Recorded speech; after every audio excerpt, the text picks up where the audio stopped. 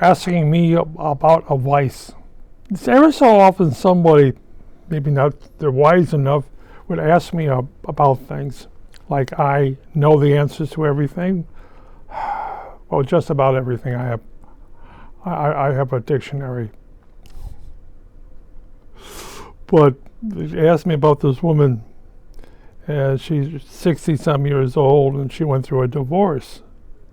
And she's really having a hard time about it, like she's cursed by God. I said, she's not cursed by God.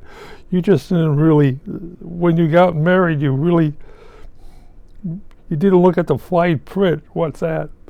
Likely by the time you get really old and you have a lot of money, he's going to look at his secretary who's 20 years old, look at the old car he drives, not anymore he doesn't, and look at the grandchildren and saying, I could do better.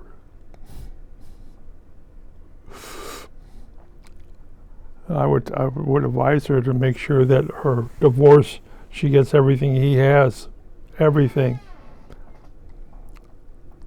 And now you go in and you look at this. What does he have stashed away? Guys don't do that. They're married.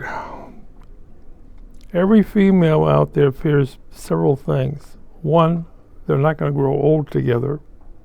He's going to find something younger. But he has a half a dozen kids. Doesn't make any difference.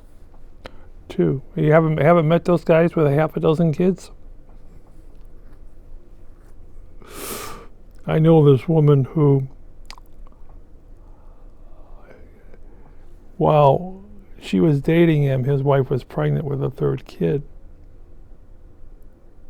She found out about it, divorced him, so he marries this other woman, gets her pregnant.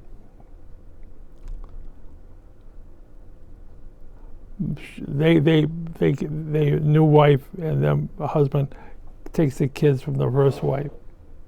First wife goes to college to finish her education and what have you. And the second wife, her husband dies. The first wife takes the kids back.